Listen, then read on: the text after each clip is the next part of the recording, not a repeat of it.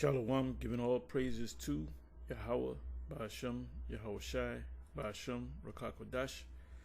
Shalom to the 144,000 and the rest of the elect out there. Shalom to you all.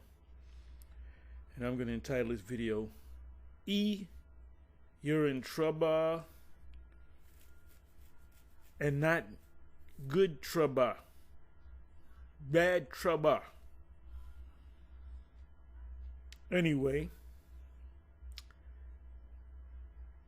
this is a video that I came upon, and I believe it was in my notifications.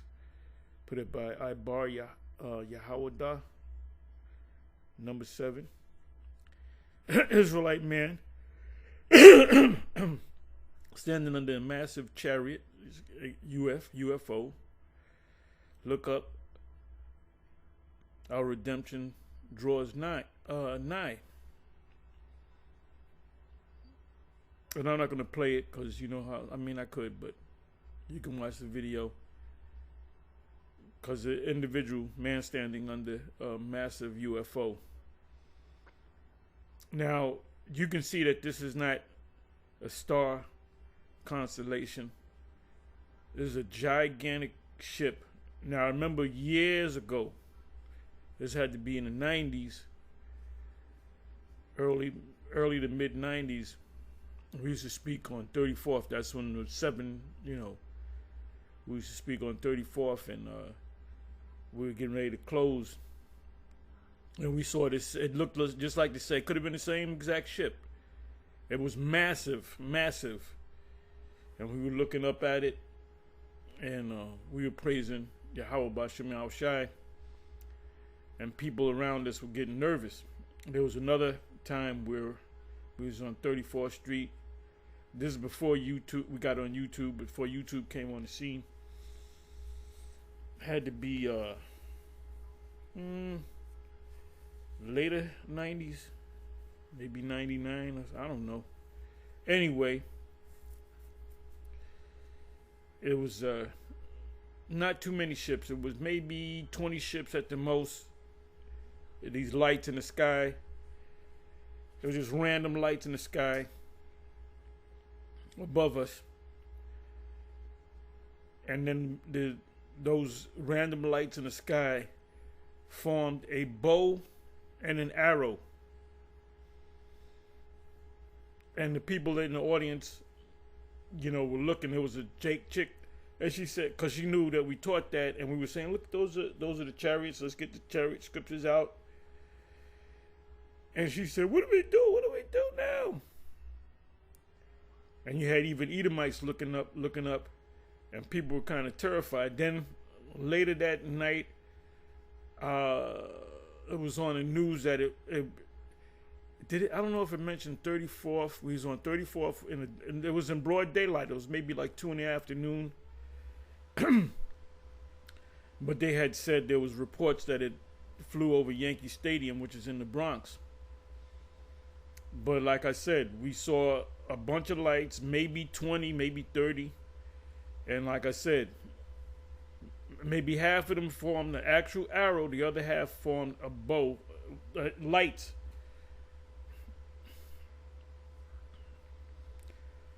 And I saw a so-called UFO when I first came into truth that was so low, you couldn't mistake it for anything else. It was, if you ever watched the Star Trek New Generation with Captain Picard, they had an episode dealing with the Borg. Something in the episode, the Borg. If you go to YouTube, you probably can even pick it up. And there was nothing they can do to stop the Borg. And the Borg ship was a square black ship, like a cube, or actually a cube. It's black with lights around it. And that's what that UFO looked like when I saw it. And it was low. It was low. And it was like hovering. And it was going in one direction. Then it stopped, and it went to a different direction, changed directions, and there was no noise at all whatsoever. And then it started moving very slow in the other direction, and it metamorphosized, is that, if that's the word, morphed, changed, which means changed. It changed shape to a disc with various color lights, like you could say lights of the rainbow. And rainbow is the Most High set forth the rainbow. These alphabet people took that. They're gonna get it. They're gonna get it hard. They're gonna get hit. It turned into a disc-shaped ship with lights around it, and then it just started to speed up, and then it went into, you just watch the sci-fi movies, hyperdrive, and it just disappeared. It went so fast that it just disappeared in the sky. Just cut through the sky and disappeared. And I said, "Oh wow." So now look at this picture right here. Okay, I'll give you another story. When the infamous Vocab Malone and Shamon and the rest of them guys rolled up on us, after we went back and forth, we kind of shook hands with them, and as they were walking, it was Vocab that invited us out for pizza. You guys want to get together? It's on me. We can sit down and go to eat some pizza or something. I said, nah. I said, I don't eat pizza, brother. Too many carbs. I said, you should go to the Indian restaurant or whatever I said. And then they left. And as soon as it was on Morningside, as soon as they turned the corner, there was how many? 20 of them, maybe 15 of them, 20 of them. Adam Coleman was there. If y'all don't know Adam Coleman, you can look him up. What do you mean? Was out there. So Shimon. How can I would be remorse if I did not mention the famous David Wood that likes to wear dresses. And I told him, I said, you better stop wearing dresses, man. So you better repent of that. Stop wearing them goddamn dresses. He didn't say nothing. The big guy. So Vocab, he made sure he got some heavy hitters out there. And we were going at it. And there's a current video that Shimon put up with myself and him going back at it on that same day at Morningside.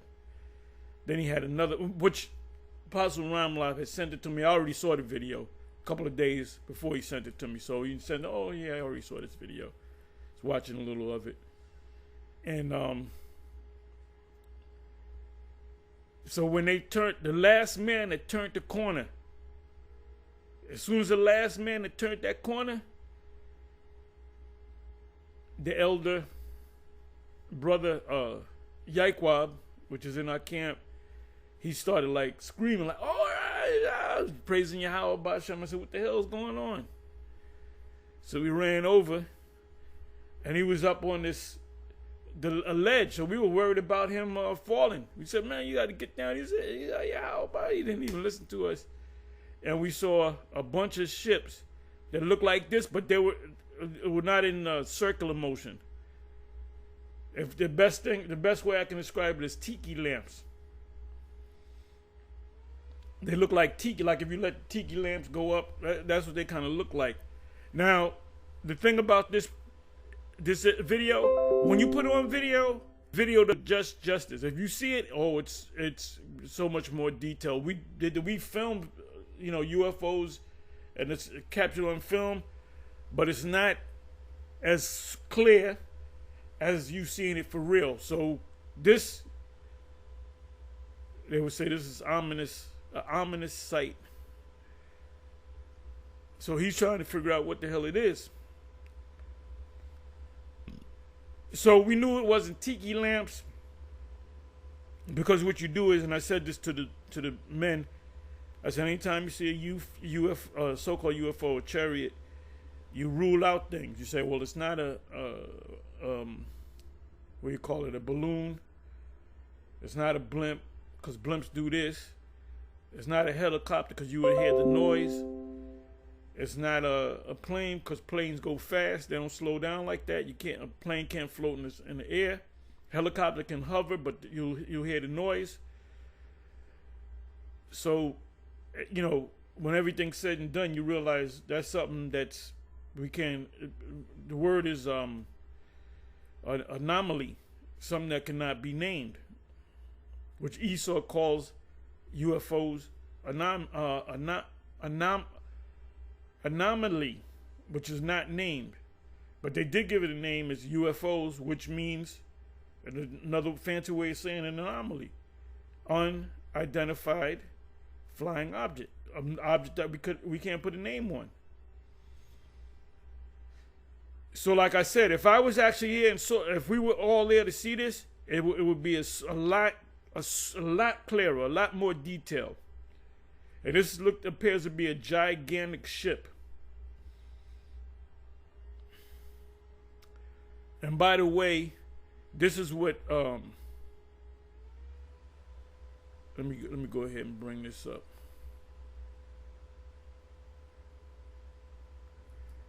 This is what Ezra saw.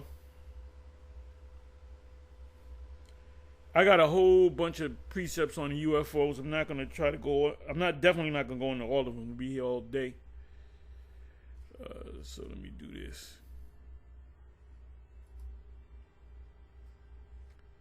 Let me go ahead and do this.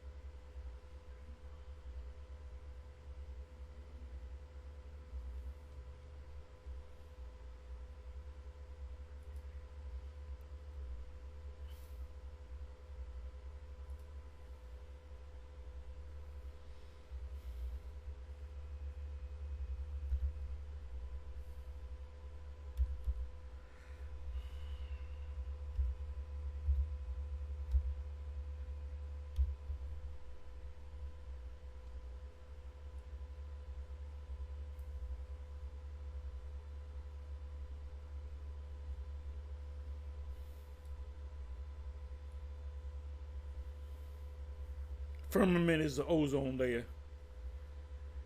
It's like a dome, a force field that protects us from meteors and such. Okay, let me see something. You know what? I want to read the whole chapter. This is a beautiful chapter. And when the world... Now, if you go to the 9th verse, you can really start to 7, talking about Abraham, Isaac, Jacob, then Esau. Then it says Esau is the end of the world, Jacob is the beginning of that followeth. So what Ezra's seeing in a vision and writing down is how this man is going to be taken out and what time period he's going to be taken out. Like it says, you really got to read this whole chapter. As a matter of fact, let me start from the first verse. And he said unto me in the beginning, when the earth was made, before the borders, or ever the light. Yeah, you got to read the whole thing, but I'm not going to.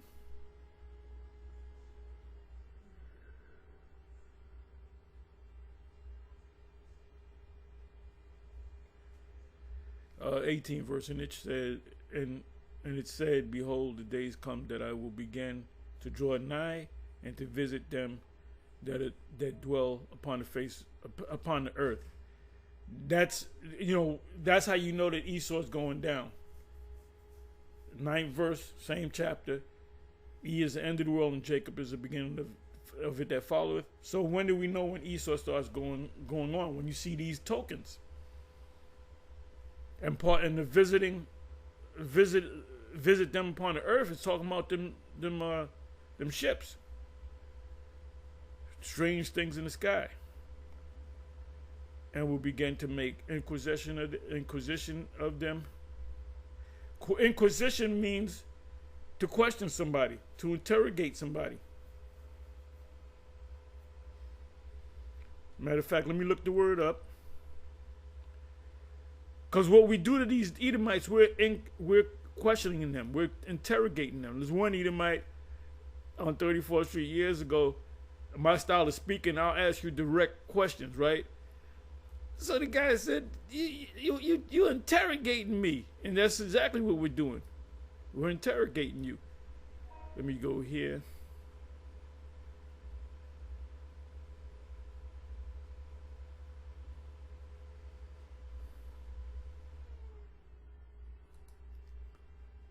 See, we got all kind of information on you devils, man. That Caesar Borgia, Christ character, goes back to Serapis Christus, which I did a video on it yesterday. And see, even if you go to Google, they compare. They compared Jesus. Like, what is that? What is this? Where are we? Where are we? Right. So-called Jesus Christ, Caesar Borgia. Well, here it is right here. There's Caesar Borgia. He posed for Serapis Christus. Zeus, Serapis Christus, which Zeus, by the way, is a black man. Made-up character by Jake. Anyway, let me go here. Let me see.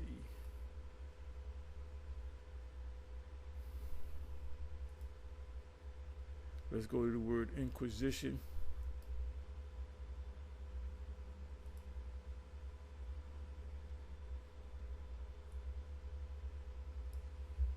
Scripture says, make inquisition, because inquisition. Who's really making inquisition? Because inquisition to Esau, we are. So let me go to all.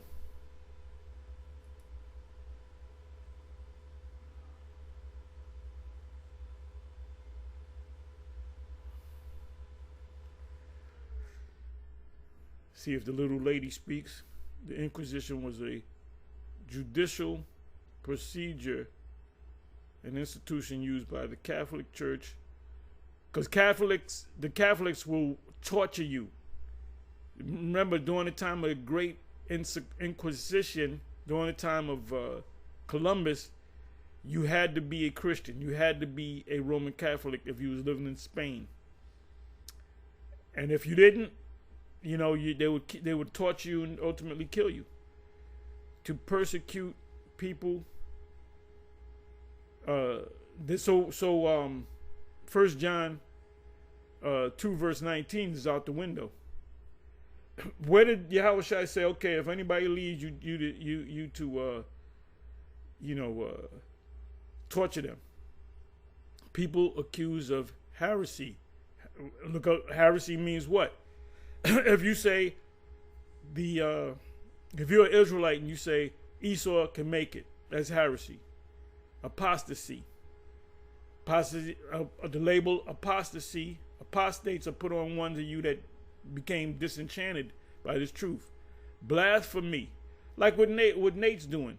Every time he calls on Christ, he's blaspheming the name, meaning disrespecting the name of the Most High, because he knows the name of the Most High. Witchcraft and other deviant practices. The term Inquisition comes from the Latin word inquire, which means to investigate. When the cops do an investigation, part of that investigation is they interrogate you.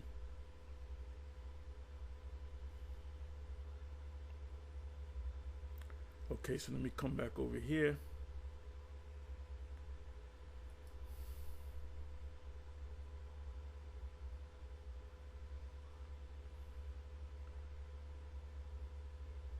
I will begin to draw nigh to visit them upon the earth. One of the vehicles, one of the tools are the so-called UFOs. And so we know that our redemption draweth nigh. And will begin to will begin to make inquisition of them. How we make an inquisition? How's the Most High making inquisition of them? Through us, his prophets. Because we're stacking the evidence against them. So what comes next? The judgment, the sentence, which is captivity, and then we're gonna make them disappear. Obadiah 1 verse 18. What they be that have hurt unjustly with their unrighteousness. That's talking about Esau, starting with the elite. And the average Edomite, you're gonna suffer the same pain as the elite. And when the affliction of Zion, the Israelites, shall be fulfilled. So the Most High is you go back more than 100 years ago, we were in hardcore slavery, living in shacks, working in the field all day, from can't see to can't see. With a gun trained on your head. So this is talking about Israel. It says, and when the affliction of Zion is another word for, the word is Hebrew Tzayawan, which means, it means monument, fulfill. So Zion is all of Israel. So every Israelite's going to ultimately make it. Some's going to make it on the first go round, and some's going to make it on the second go round. Like it says in Revelation, what is that, 20?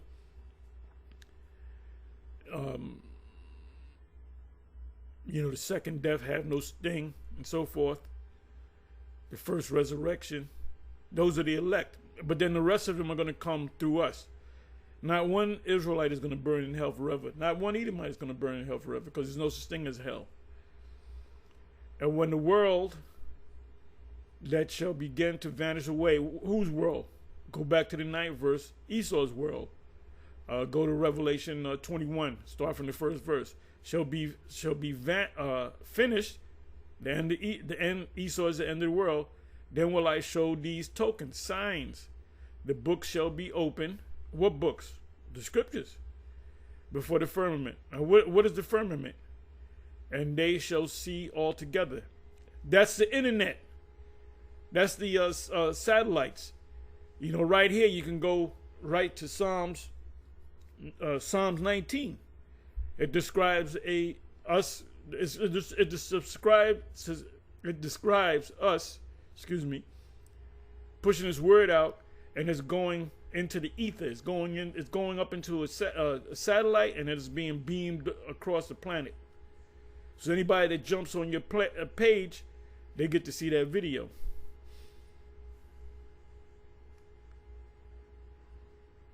It said the book shall be open before the firmament. When did that happen? When we got on YouTube. Now you got these other platforms, but this began to happen when we got on YouTube. When did this thing begin to, grow like wildfire? When we got on YouTube. Not before that. Then it goes on to speak about preemies. I'm not going to go all into this. But let me do this. I'm sorry. Let me do this. They put the word moved. I believe the word there is moved. Nope. Let me put the word stand.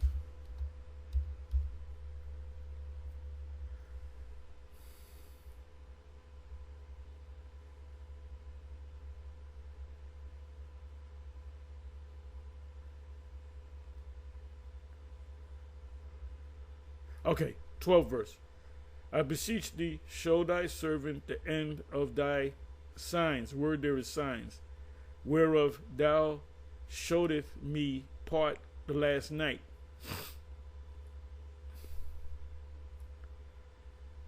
So he answered and said unto me, stand up upon thy feet, and hear a mighty sounding voice.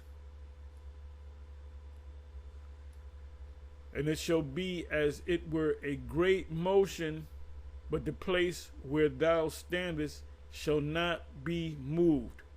So you got people that break this down the wrong way. It's talking about a gigantic UFO over the head of Ezra the prophet, the high priest / prophet.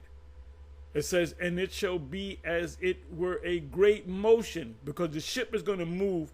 That ship had to be maybe 15 miles in diameter. But the place where thou standest shall not be moved. So you're going to be standing there looking up at this thing in the sky, which is a chariot. You're going to see it move over your head. Because that's what we saw on 34th Street when we saw that big, gigantic chariot that looked just like this. I'm sorry, let me find it again.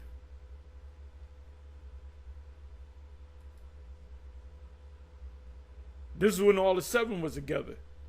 It was in the early 90s. 95 maybe, 92.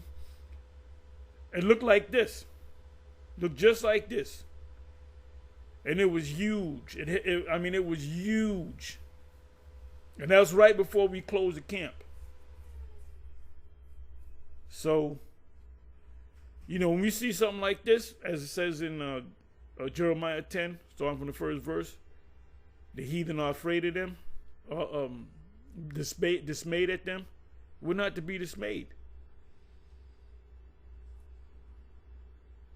So you can go to this, if I remember, I'll leave the link in the description box. If I don't, you can go to this page. He put this video up 8 hours ago. I ain't even watched the whole video. I just watched this much. I said I got to make a video. What's the saying? Strike the metal when the metal is hot, whatever the saying is. I'm not good with sayings. And this Diddy in jail is a distraction. You keep your eyes on the Middle East. Keep your eyes on the land of the Palestine. One of these officials, I don't know if it was, I believe it was on the Israel side, Israeli government. They mentioned the war. It went from a war from Israel and Hamas. They don't even talk about Hamas no more. They talking about Hezbollah. And one of the officials, I caught it last night on one of these news shows, talking head shows. He called it a proxy war. Let's look up the word proxy war.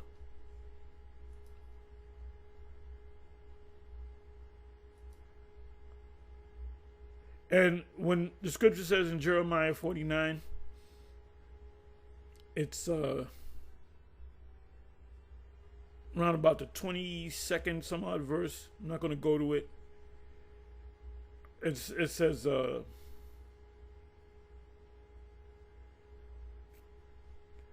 the least of the flock shall draw them out.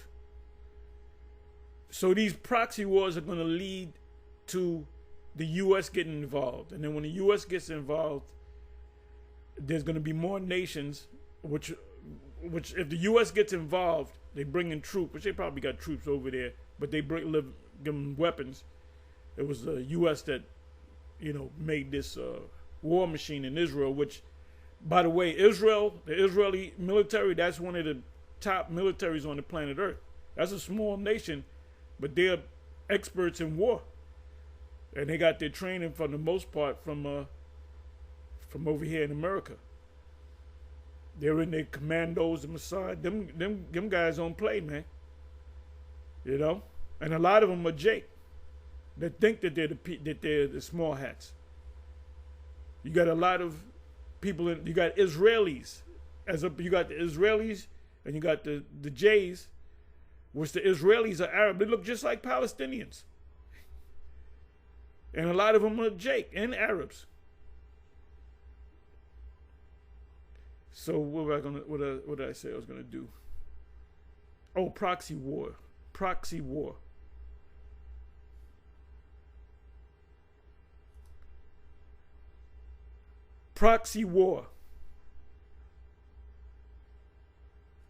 Let's see if the little lady speaks. A proxy war is a military conflict where a third party supports a state or non-state action in order to influence the outcome of the war. Ooh! I didn't know they were going to put it this way. You know what just popped in my head? The Ukraine. So if you really want to get technical,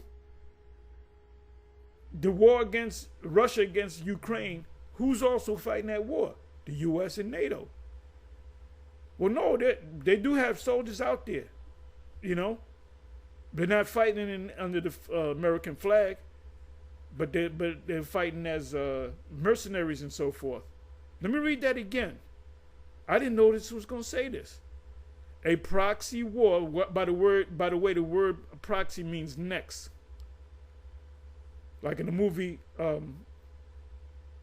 Gladiator with Russell Crowe, the guy that he came up under, the Arab guy. Well, I don't know if he was an Arab. This guy, I forget his name. He died. He died on the set because he was a hard drinker. I forget this guy's name. Somebody help me out. His name was Proximo. And the word Proximo, it goes back to the Latin. It means next. And close proximity, meaning next to. I'm next to that thing or that person. A proxy war is a military conflict where a third party, so you got the Ukraine against Russia, right? Where a third party supports, they don't have to fight. Biden been sending them money since the beginning of the war. He must have gave him like half a trillion, I'll say. This is just my estimate, you know. I don't have no receipts on it. But he said we're gonna give him $50 billion. Then to turn around 2 weeks later, we're gonna give him another $50 billion. We're gonna give him $100 billion, and we're gonna give him $75 billion. Then he wound up coming before Congress, asking for more money, and they approved for. So how many billions does this guy have? And weapons as well. So this war is really not a war against Russia and the Ukraine. It's a mini third world war because NATO is involved. Poland is a NATO nation that touches Ukraine. Russia could easily shoot a missile and hit. It goes into Poland, and guess what? All the NATO nations have to be. See, you got to get into geopolitics, world politics, world affairs. We're living in a global world now. It says a proxy war is a military conflict where, I knew I was going to say this, but I like the way they put it, where a third party, in the case of the Ukraine being backed by NATO, whether it be through weapons or whether it be through money to buy weapons, supports, not fights for, a state, which could be Ukraine. If China gets involved with Russia, they're supporting Russia. So guess what? That's a war between Ukraine, China, and Russia. And that becomes ultimately becomes a world war. A state or non-state actor in order to influence the outcome of the war. If the U.S. or NATO wasn't involved in, in supplying Ukraine, that war would have been a month. Russia would have been took it over. All right. Or you got Taiwan and China. Taiwan is the #1 country, numero uno, when it comes to making those chips. Your cars that you drive, and your newer cars. I remember when cars didn't have computers. Cars were easy. Man, them cars back in the 70s, I can fix some shit. You don't need no mechanic. But now cars are so complicated. You need computers, and they got chips in it, and sensors and chips, and so forth. So the chips, when you make computer, you wouldn't have a cell phone if you don't have a chip. You wouldn't have the web a laptop, a desktop, or you wouldn't have anything that has anything to do with computers and so forth, and smartphones and whatever. You need chips. To make these cars, you need chips. So the interest is on Taiwan. They're experts. Even the Chinese, they make chips, but they can't make them like Taiwan, because that's what they do. So China wants to take over them, so you got U.S. saying, don't touch them. We're going to go to war with you. Why? What is it over? It's over resources. It's over experts that can make things. See, we're over here. We don't got that technology. We're not like the Taiwanese people and certain other people, because the schools dumb you down. Anyway, it says to influence the outcome of the war and advance. So we know that these proxy wars, these global events, was going to lead to a third world war, and we're in the nuclear age now, the ICBMs. We know that that's going to be used. It's just a matter of time. We see it. It says, in order to influence the outcome of the war and advance their own interests, the third party does not directly participate, not directly, right? But through the back door in the fighting, but instead provide support through military aid, training, economic assistance, and other means. So now you had Hezbollah got involved, which is when you Hezbollah, Iran. So really, Iran have entered that war through Hezbollah. So now they ain't even saying Hamas no more. It's saying Hezbollah. So it's going to escalate, because if and they know, Israel knows that they can't just attack Iran. They can't declare war against Iran because guess what? Russia's an ally to Iran. China is an ally to Russia. So therefore, China is an ally to Iran as well. Syria, all these different countries in that region of the world. And like I said, the least of them, it all started with the war against the Hamas, which is the people of Gaza Strip, the Palestinian people. It's escalating, and who started this thing? Who lit the match, so to speak? It was the small country called Palestine. Israeli government, the leadership, the military, which, like I said, all you need is one precept, is Jeremiah 49. The least of the flock shall draw them out. Those are the Edomites. That's the smallest group of Edomites on the planet Earth. That land, Palestine. And even the President Biden, he's even saying, look, y'all got to sit down and have peace treaties, because they know what's going to happen. One of the first things that Biden said was, when they went to war, some news reporter asked, are we going to get involved? The U.S. going to get involved? He said, no, because that would mean World War III. So they know. They don't want World War III to happen. But guess what? World War III is going to happen because it's already prophesied. So now let me go to some images here.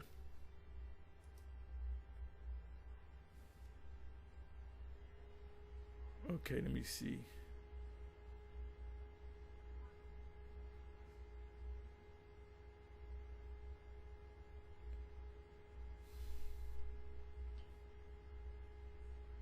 Okay, Cold War. Let's look this up. Not Biden, but Trump, when he gets back into office, he's gonna declare a tariff over China. Now, China can make an electric car that can put Tesla out of business. They can make an electric car for $10,000. Sell it to you for $10,000. Guess what? Do you see Chinese cars out there? Nope. Why not? Because they have tariffs. What they do is, if it's a $10,000 car, brand new, EV, for example, hybrid, by the time it comes here to the U.S., it can be $30,000, which is still good.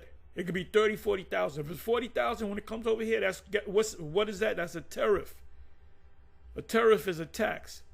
You want to sell your car to the U.S., you got to pay. It's what is it? 3 times or that's a 300% more than what the car costs. So Americans want the car, but they say, nah, I'm not paying all that money. And then here you got in America, we got a EV over here that you can get for only $30,000. That's what a tariff is. That's what a tariff is all about. So it says Cold War, right? Cold War, 47 to 91. Soviet War in Afghanistan.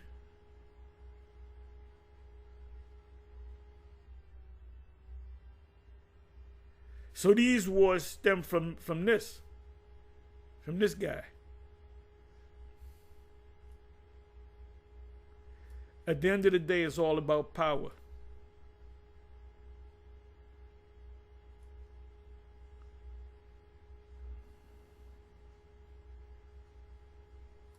Now check this out. Oh, wait a minute.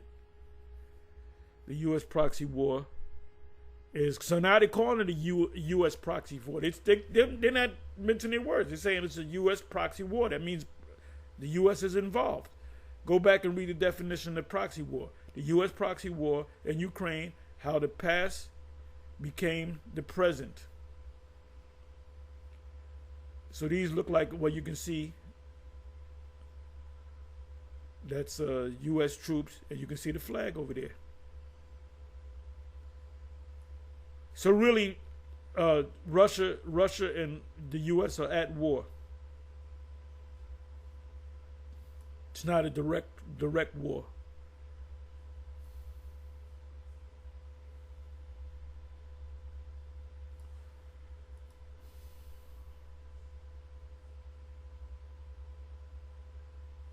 U.S. fighting a proxy war. There it goes again. U.S. fighting a proxy war to avoid a real NATO-Russian war.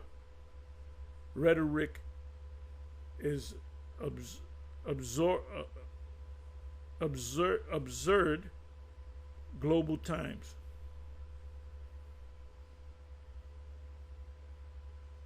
Yeah, they don't want peace. We're trying to bring peace. No, we don't want peace. Smedley Butler, General Smedley Butler said war is a racket.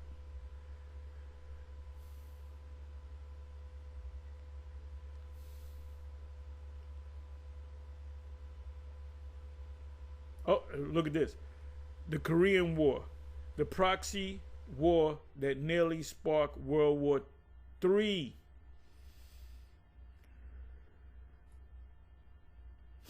See, Jakes don't study, so when we talk to them, we go over their head. Vietnam conflict was a proxy war. France, that was a war between France and the Nam, the Viet Cong, the Vietnamese, the Viet Cong. And then the U.S. got involved in it. Same thing with World War I. The U.S. didn't get involved until the last 9 months. That's a 4-year war. The U.S. didn't get involved until the last 9 months, not even a year. And they call that a world war. All right?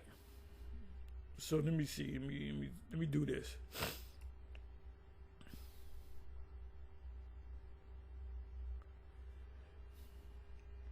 I'll quote a couple of precepts to you. It speaks about the Armageddon. Armageddon goes back to Megiddo, which they'll tell you it's an actual place. Let me do this.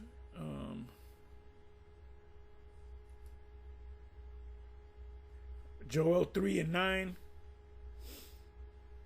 Isaiah 34, from the first verse on down, Revelation 18.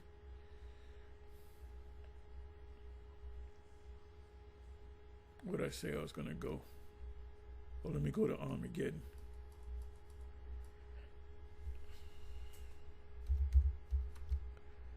Revelation 16. These Kemetic people ain't talking about this because they don't see the future. We see the future. Why you think they come after us?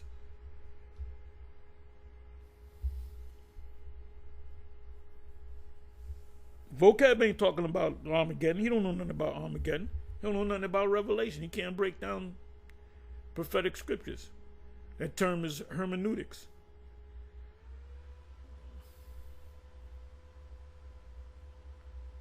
Okay, let me go to Armageddon.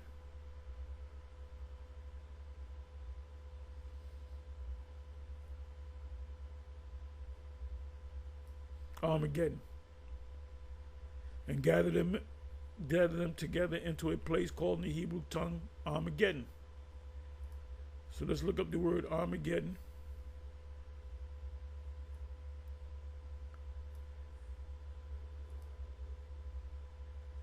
And now you deal with the blue letter because you got to find out what does Armageddon mean. It's a Hebrew word, and the word in the Hebrew is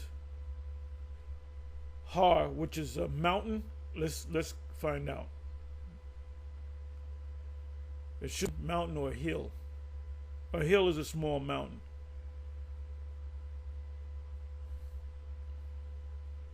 Hill, mountain, hill country, mountain.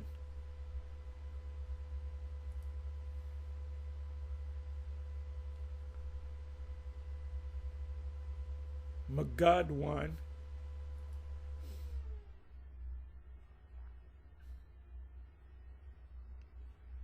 God means truth, troops. Place of crowds or place of troops. Actual word is troop. The word is troop. Gad is troop. Megiddo.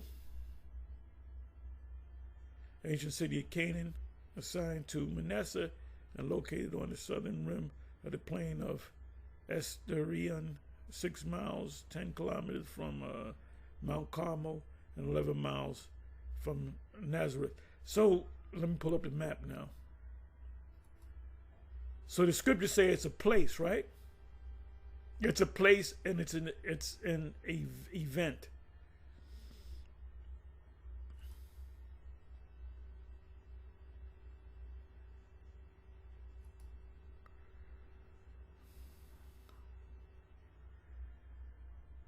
Let's just let this open up. So, where am I? Okay. So we're talking. What does Joel 2? What is that? 2:20.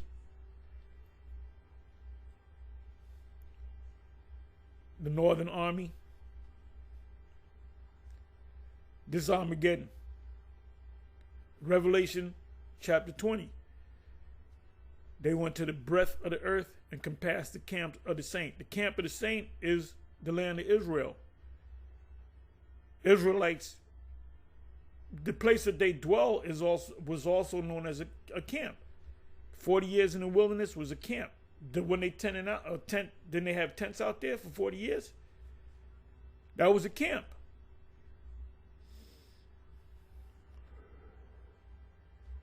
So like I said, keep your eyes on the Middle East. They're going to all, boom. Iran's going to come in with their military. You got Russia way over here. They're going to shoot their missiles over here and to Babylon the Great. You got Europe, Eastern Europe, up here, Greece and so forth, NATO nations. Oh, this is getting hot. Let me see something. Let me try something here.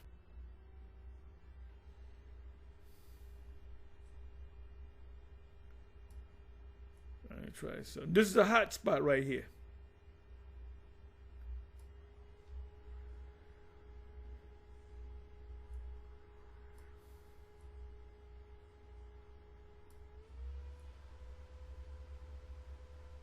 This is where Esau fled to, Caucasus Mountains. Came out and took over the whole world.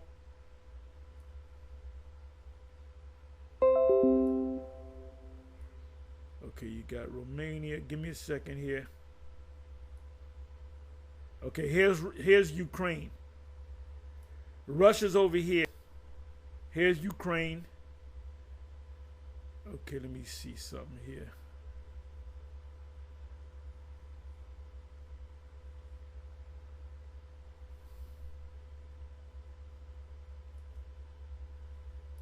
That's the capital of Ukraine.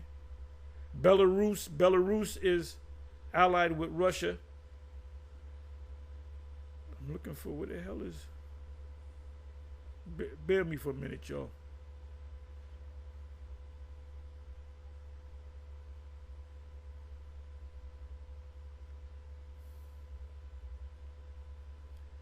So all this stuff, the Russian troops, they're all gonna come down here.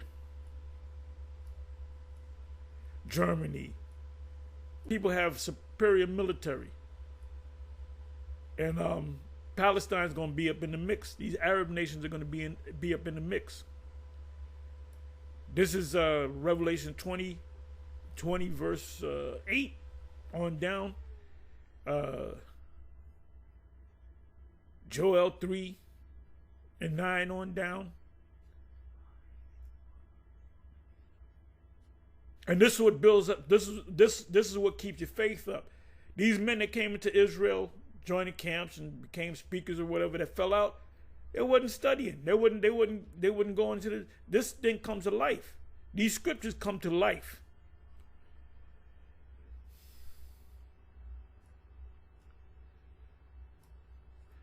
Revelation chapter 18, one of my favorite chapters. Very easy to break down. If I broke it down to you the first time, you should get it.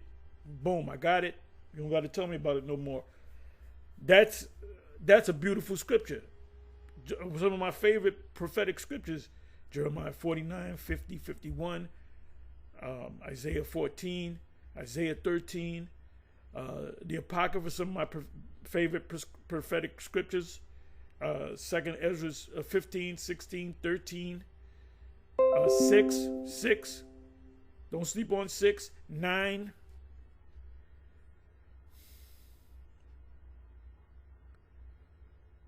Zechariah 14,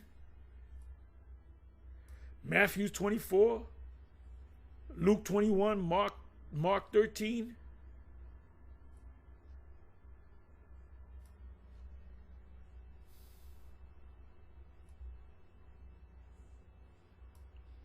That's why we're able to identify who the Edomites are. It's in the scriptures. They identify what he looked like. who does that fit? That fits these so-called white people. Zechariah 5:1 on down. What does it say?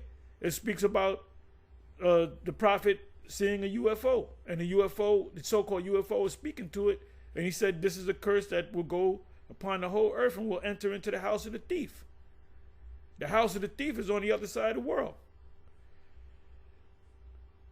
Revelation 10, John received revelation. He saw a gigantic ship,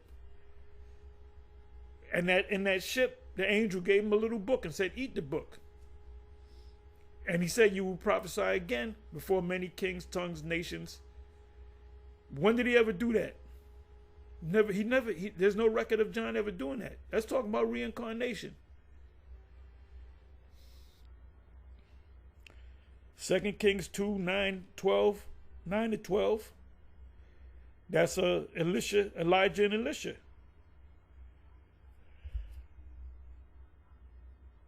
Zechariah 9 and 12. That's another one that goes with the Armageddon. Isaiah 66:15. Oh, that's a beautiful one. I'm not going to read all these. I'm just quoting them. I'm just throwing them out there. What is this? 2 Thessalonians 1, verse 6. Daniel 7 and 9 on down. That whole chapter. Psalms 104, 3 to 4. Psalm 68, 13, and jump to 17.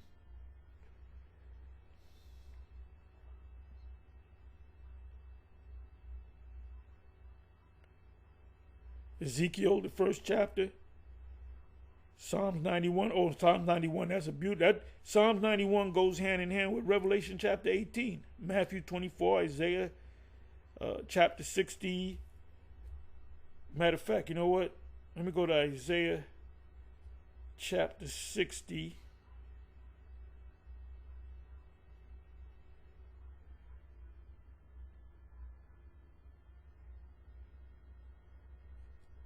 Isaiah chapter 60, then I'll close.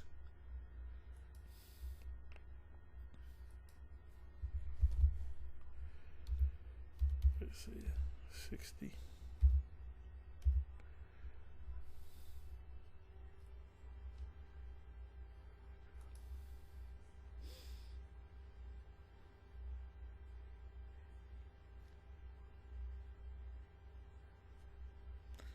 Okay.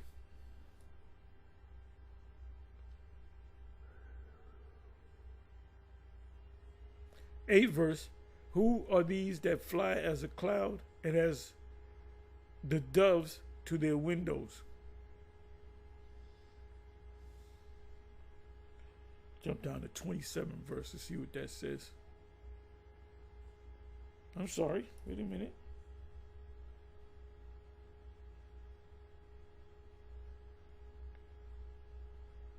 Oh yeah, that's talking about Matthew 24, verse 27.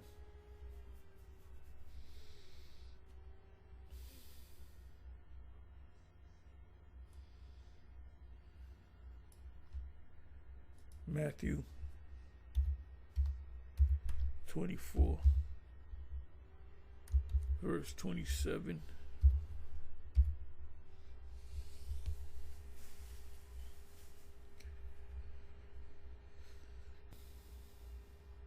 For as the lightning cometh out of the word lightning, you have a term, a word, blitzkrieg. Look that up. That's lightning warfare. When Babylon is destroyed, it's going to be destroyed by a blitzkrieg. And for as the lightning cometh out of the east and shineth even unto the west, so shall also the coming of the Son of Man be. Yahushai. For wheresoever the carcass is, there will the eagles be gathered together.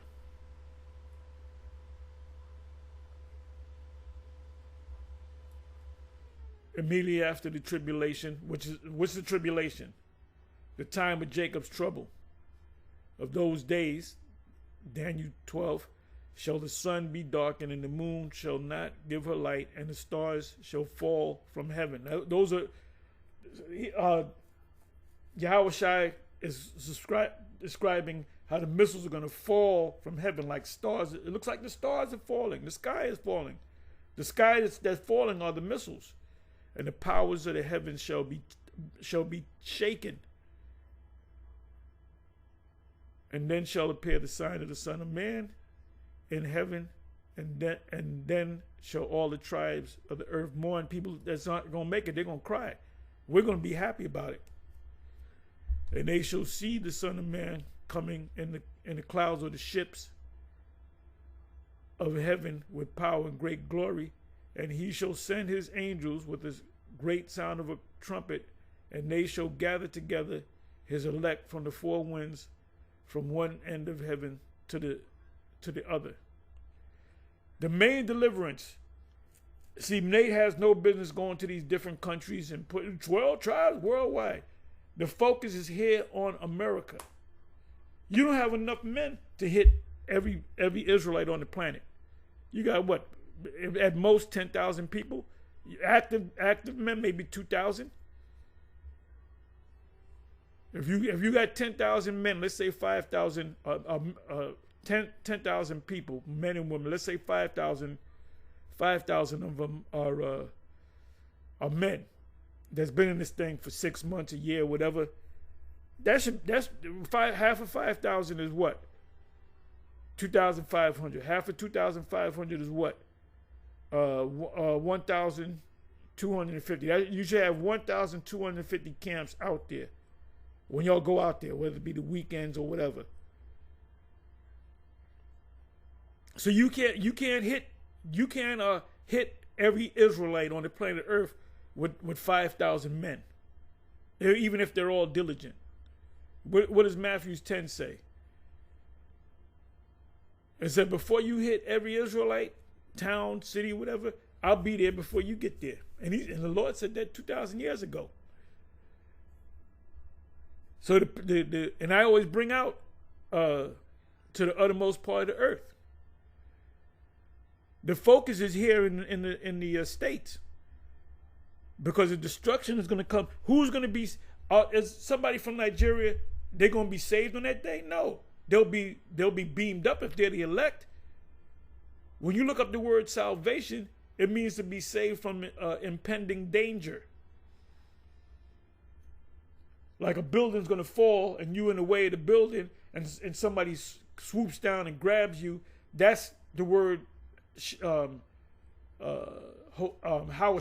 Hawashai, to deliver. All right?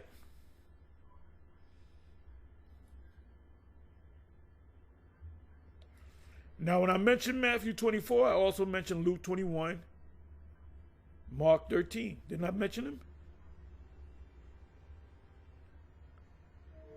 Anyway, with that, I'm going to say shalom. But when you get a chance,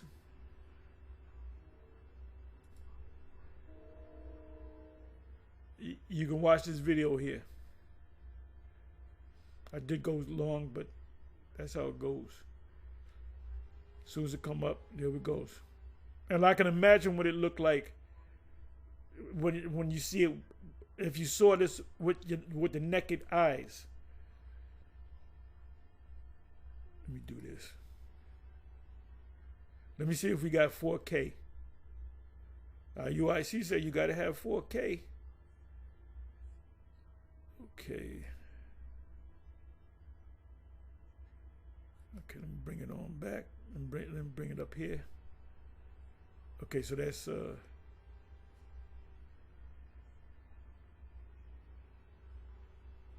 see? If you were to see it, you'd be, oh, what the hell is that? Anyway, with that, I'm going to say shalom. On to the next one. Shalom.